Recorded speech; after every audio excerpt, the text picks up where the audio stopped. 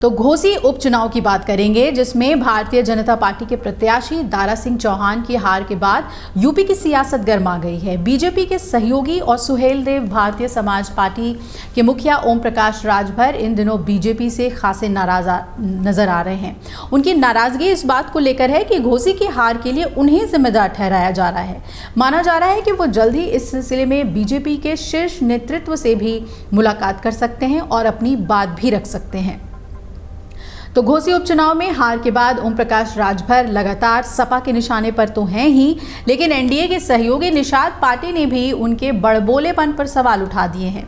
Nishad party के अध्यक्ष संजय निषाद ने हार के बाद राजभर को कम बोलने की सलाह दे डाली। उन्होंने राजभर को नसीहत देते हुए कहा कि मैं राजभर से कहता हूं कि कम बोला करें। निषाद समाज ने तो बीजेपी को वोट दिया है, हमें अपने संबंध ठीक रखने चाहिए। वही समाजवादी पार्टी भी मंत्री बनाए जाने को लेकर उन पर तंज कस रही है। तो ओम प्रकाश राजभर खुद को हार का जिम्मेदार ठहराए जाने से बेहद नाराज हैं, जिसके बाद अब वो जल्द ही दिल्ली आ सकते हैं और माना जा रहा है कि वो इस मामले को लेकर बीजेपी के शीर्ष नेतृत्व से मुलाकात कर सकते हैं और अपनी बात रख सकते हैं। हालांकि राजभर को अब भी मंत्री पद मिलने की आस है और विरोधियों को जवाब देते हुए उन्होंने कहा था कि वो मंत्री जरूर बनेंगे। एनडीए के मालिक पीएम नरेंद्र मोदी, अमित शाह और जेपी नड्डा हैं, ना कि विरोधी दल।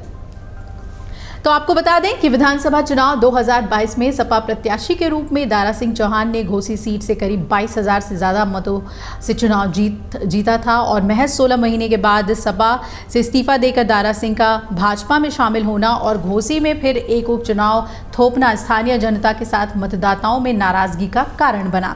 दारा सिंह से न सिर्फ विभिन्न समुदायों के स्थानीय मतदाता बल्कि बड़ी संख्या में भाजपा के कार्यकर्ता भी नाराज थे।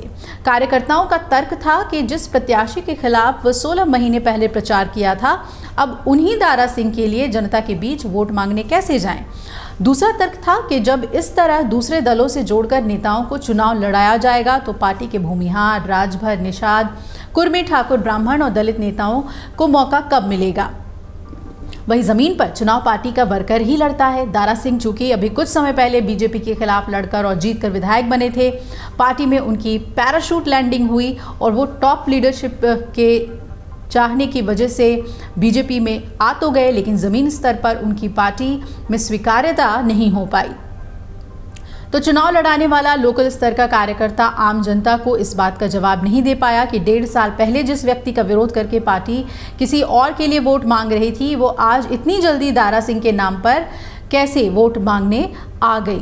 लेकिन जिस तरीके से राजभर अब अपनी शिकायतों को लेकर बीजेपी के शीर्ष नेताओं तक पहुंच रहे हैं, ये देखना दिलचस्प होगा कि वो क्या कहते हैं। हालांकि पहले ही उन्हें कम बोलने की सलाह दी गई है। अमर उजाला अब आपके टीवी पर भी।